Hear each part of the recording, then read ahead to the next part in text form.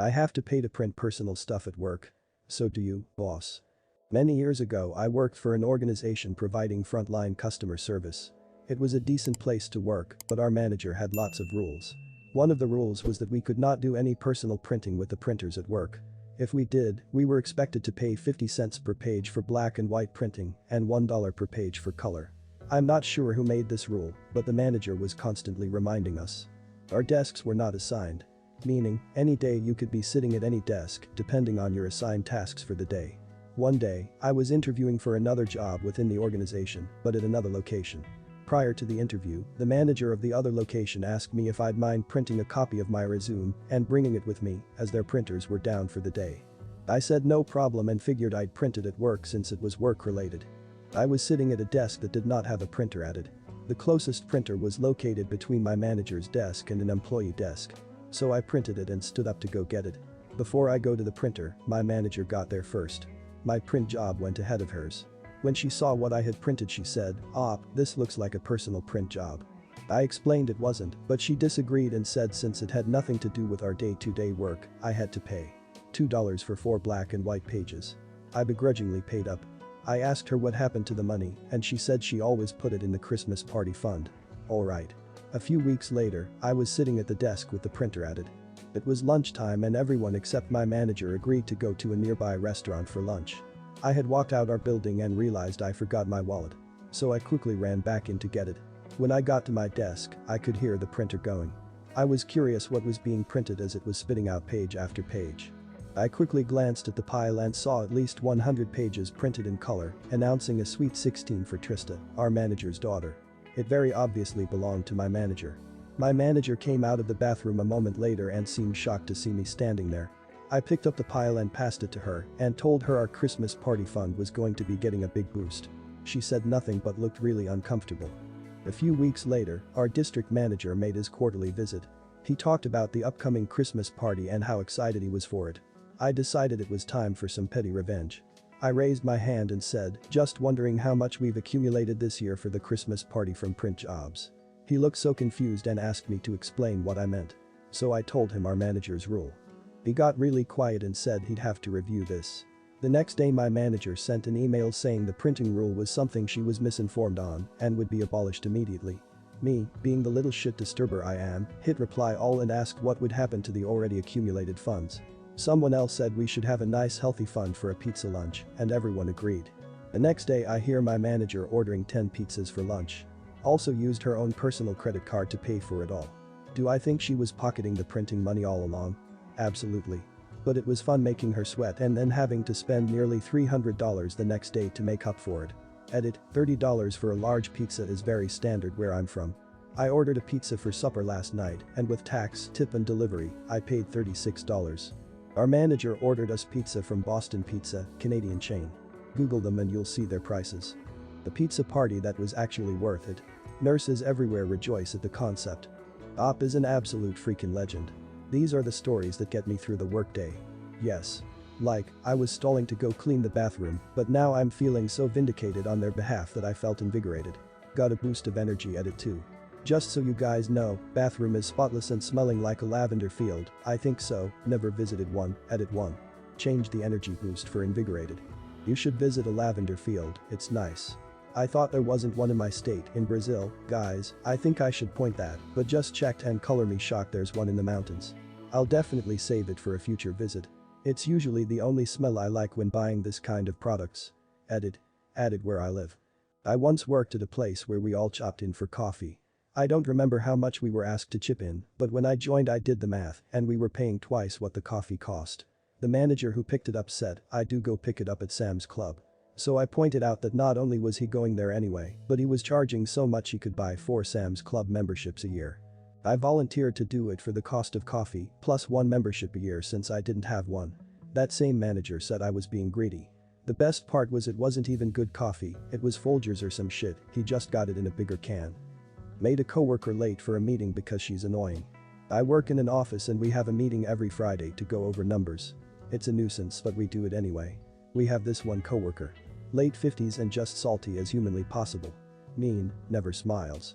And she has this annoying habit of clapping dramatically as she proudly proclaims "so good of you to join us." if we're late to the meeting. She has this scratchy old lady voice making that much more obnoxious. This particular colleague is also responsible for printing and bringing the notes and numbers for the meeting. And since she's on the second floor, well, the meeting is on the first floor, rather than use her printer, she just sends the document down to our printer to be lazy, I guess. So this week me and a buddy had the idea of switching off the printer just before the meeting, but not telling her. She comes down, sees it's not printing, oh yeah, it just went down. We meant to tell you, sorry. So she has to go back upstairs, print it and come back down. When she walkies back and she is greeted with a standing ovation and all of us saying so glad you could join us. You could just see the frustration on her face. Priceless. Office games. One place I worked, the last place I worked before retiring, had a rule: if you were the last one at a called a regular meeting, you had to make a grand entry. Back in the day, I was considered an expert at doing the worm. So that's just what I did. I was 65 yo at the time. Rave reviews, and I got a little attitoy that the owner gave out. So glad that I have been in jobs out in the field. For us, the office was a place to drop off or pick up paperwork. Is this typical of office behavior? No. No, man. Shit, no, man. I believe you'd get your ass kicked doing something like that, man. Thank you for a moment of office space bliss. I am in my 50s and am a salty old nag. I salute you and applaud. Thank you. Nice of you to join us. It's not lazy to send a print job to the printer closer to the meeting if there's a lot to carry. But she still deserved a taste of her own medicine. It's one damn page. But I get it. I tell a dirt bike story at work, dude says he knows more and can show me some things. I was at work in the break room talking about dirt biking, my son and I both raced motocross. We weren't awesome, but we had fun. Probably 4 or 5 people were listening, and the dude comes up and says, "You're doing it wrong, I know way more, I could show you." "Oh, you wanna front me off in front of people?" "Okay, the dude, I'm free Sunday, so come on over and show me."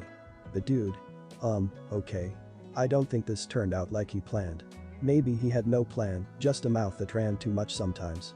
So he shows up on Sunday, and my son and I are in the field behind my house fully geared up, MX pants and jerseys, helmet, boots, gloves, goggles etc., with my race bike, a Suzuki 252 stroke. It's a beast. If you crank the throttle too much, it will loop out, flip totally over backwards at 40 miles per hour, it will hurt, and it will cost money to fix. The dude shows up in tennis shoes and jeans and a shirt. I fire up the bike, it's loud and sounds like a million pissed off bees. It scares him shitless. He had maybe ridden once in his life on a mini bike years ago. I'd ridden for 20 years. Now he's facing paralysis. But I'm holding his feet to the fire, my 12-yo son knows the deal, and he's right with me. I ride it around, doing wheelies and hitting top gear, over 50 miles per hour across the field, hitting small jumps and getting some small air. I fly up, slide to a stop and shut it off. Me. Here, you go, show me how it's done. I hand the bike to him.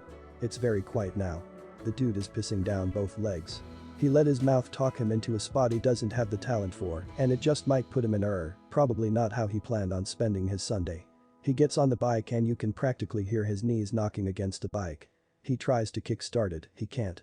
I take the bike and fire it up on the first kick. He gets back on and kills it as he's too scared to give it enough gas, can't even operate the clutch. He can't start it. I take it back, fire it up, give it back. He kills it again. I know he sucks, my son knows he sucks and he knows he sucks, we all know it's gonna go bad for him, the only question is how bad. I start it again, tell him it's easy, do some wheelies, give it back. He kills it again. I fire it up and tell him to just give it more gas. He revs it up, the bike screams, he lets out the clutch too quickly, and the bike loops out immediately. From where the rear tire spun to where the exhaust pipe dug the ground was a total of 4 feet. The bike dies, he's flat on his back and wondering if he's broken something. It gets totally quiet. After a pregnant pause, I ask him, "Are you done showing me how it's done?" The dude in a very quavery voice. "Yep." I pick the bike up, he broke the rear fender off when he looped it out. "You know you gotta pay for that, right?" Him. "Yep." I go to work the next day and tell everybody. All of it. The quaking, the killing the bike multiple times, the crash within 4 feet, the pissing his pants in fear the whole time. They called him Crash after that. TLDR, dude says he can ride a dirt bike better than me in front of people. It turns out he can't ride at all. Well, he showed he was really committed to the lie. Ooh. A lesson well taught. Harsh, but he asked for it. You gotta wonder why he even bothered showing up. I have no idea. Maybe he was expecting a less brutal motorcycle to ride. Some small bike without the vicious power band of a 2-stroke. He was a trooper about it when I told the story at work and we remained friends. Hopefully he learned a very important lesson that he will remember. Or the next time he spouts off about something, he may actually wind up with severe physical injuries at the hands of another. Landlady's daughter Pettyrevenge backfired badly. I'm a lodger in a house with a very nice lady. About 6 months ago, the daughter split from her boyfriend and has been sleeping on the couch ever since. Last Sunday, she was asleep for the entire day and woke up at 5:30 when I started cooking my dinner. She looked in the fridge and asked if I was going to eat the chicken breasts I had in there. More than a bit outraged, I said yes. Since the shops round here shut at 4 p.m, she had to get a takeaway. A couple of days later I'm in my room and I hear her tell her mum how because I wouldn't let her eat my food, she'd gone through my shelf on the cupboard and eaten one of my chocolate bars. Her mum was furious. The girl was also pissed at being told off, so slapped my bedroom door a couple of times. Made me feel like I'd achieved revenge without doing anything. Update: she moved out this evening. I think to her dad's that's far enough away that I won't see her. I'd be pissed if my rental included use of the living room and somebody slept there all day. Time to leave spicy candy on your pantry shelf to bait her. Or sugar-free gummy bears. I'd be worried about that entitled brat doing something to my food beverages. Look up ads for rentals next time the daughter is there and make sure she sees what you're looking at. When she walks by, get up and check on what you're cooking or leave the phone laptop while going to the bathroom. Say nothing and when asked allude or vaguely comment and allude. That way she'll feel guilty as well. Especially if the income is important for her mother. And you never know, she might be stupid enough to tell her mother and get even more shit from her. If asked by the mother, say you're just looking at options because you felt threatened by her daughter possibly stealing your food and you not being able to eat, and that you fear it might happen again as she seems so disrespectful, ruthless and mature. Any other word with lots of letters which isn't used daily works.